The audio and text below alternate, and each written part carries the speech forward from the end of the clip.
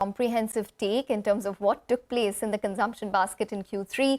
Rama Bijapurkar, who's a consumer sector expert and has written a new book as well, joins in our studio to discuss this. Rama, good to see you in person after a very long time. Thank you. It's been a long time since anything's been physical. Yes, absolutely. But, just going back in terms of a couple of key trends that Mangalam did speak about, that there is this diversion which has taken place in terms of the urban consumption versus the rural consumption in terms of trends. Let's narrow down on rural. What are the key trends that you're noticing there? I think the big picture is that the rich have got richer. There are rich people in rural India, there are rich people in big India, there are rich people in small town India, the rich people are everywhere in pockets. That's the story of India. And as post-COVID, we've seen income data that shows that the rich have got richer. Surplus incomes, as far as the bottom 50% of the consumer base is concerned, have actually more or less vanished. What drives that? I think the secret that we rarely like to discuss is the fact that our occupation profile is not particularly great. So people like us with education skills and occupations are doing very well. If you are looking at people who have pretty much been wiped out during the COVID period in terms of surplus income and earnings, while having to pay school fees for children because schools still want it, while a lot of things continue to be spent, are struggling. So through the people lens, everything that is afforded and to be bought by rich people, the top 20%, particularly of the Indian consumer base, is doing extremely well.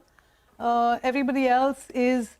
There's a clear intercategory competition. So if I buy gold, then I'm not going to really buy the best shampoo under the sun. If I am traveling, I mean, airports, we're running out of capacity. Try getting into an airport on Friday. And it's not just people like us. It's people who are first-time travelers. Well, I was at an airport as of last night. Yes. It was extremely crowded. Having said that, intercategory competition was a pretty cool insight that you gave. From a company standpoint, what should companies now do to grow their revenue base? Now that you know that only 20% of the people are doing well, there is struggle in the mass end of things. What should companies do actually, according to you, to, get that mass consumption back and grow volumes? First and foremost, don't look at QSQT, quarter se quarter tak. Okay. That's probably the wrong thing to say here. But I do think that you have to have faith in India's consumer story. I mean, you can't celebrate the fifth largest economy and then say, well, it's really only the top end, because we are a large economy full of lots and lots of modest income people. That is the nature of the beast. So I think companies have to keep the faith. I think they have to have multi-prongs, because something is going to be up and something's going to be down. Post-2008, I may remind you, rural markets went gangbusters. Anybody who had investments in the stock market, which at that time was not as many as today, were actually not feeling so good.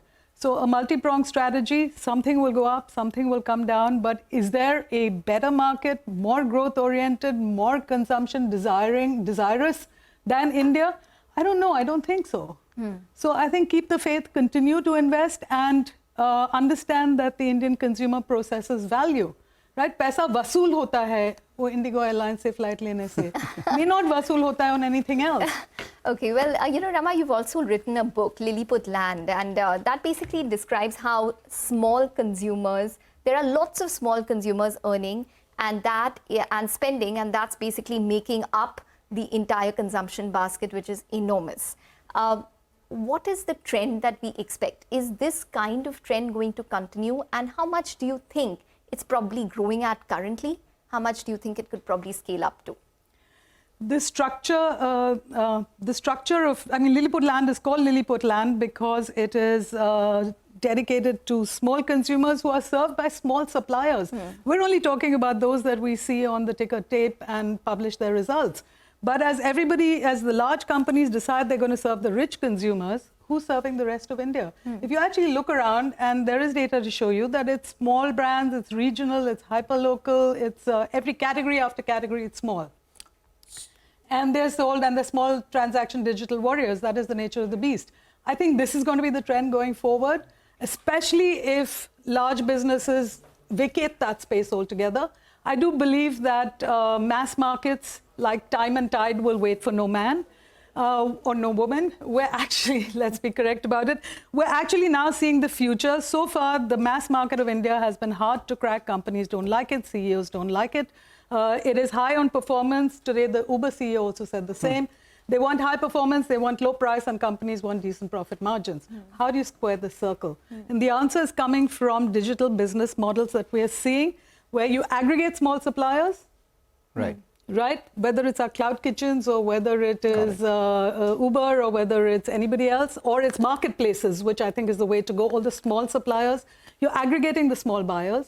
You're allowing sharing so you can have a high value durable, whether it's a really Right. expensive garment or whether it's a car, and you can share that. Okay, as they say in India, right? Boon boon se sagar banta hai. Many drops of water. Okay, many so drops, this yes. is the final question then. So that's the way we're going, Yeah. and I think that's the way it will be, because those are the keys that will unlock and unleash the market, Got it. and we're seeing examples. So you sit on the boards of a lot of companies. What are you advising them right now? I don't know that boards. What are the questions that they are asking you? Let's put it that way. And what is your answer? Let me ask you, what are the questions I'm asking them? I think the question that I'm asking is, why are you vacating the mass market, if you are indeed vacating the mass market? In the mass or class debate, why is it an either or? Why can't it be both? And secondly, have we got ready for the digital business models, which are the way the future is going to be? And can we be the owners of some of these platforms, which are aggregating small suppliers, aggregating small buyers, yoked together with small digital transactions, and you crash your costs with digital. So you will obviously, with digital processes, so you obviously make your margins. So are we ready for that game? That's my question. Wonderful. Thank you so much for this insightful conversation, Rama. Wish you good luck, and we'll obviously, not wait before we'll open the books, and probably in the break itself, just start to read a bunch of. Oh gosh, I paragraphs love you for itself. saying that, both of you. Thank you very, very Thank much. you. Thank you for having me here. Thank you. All right, we need to take a short break on that note, but we'll get you an exclusive conversation with Nandini Piramal, who's the chairperson Piramal Pharma, on the other end. Stay tuned.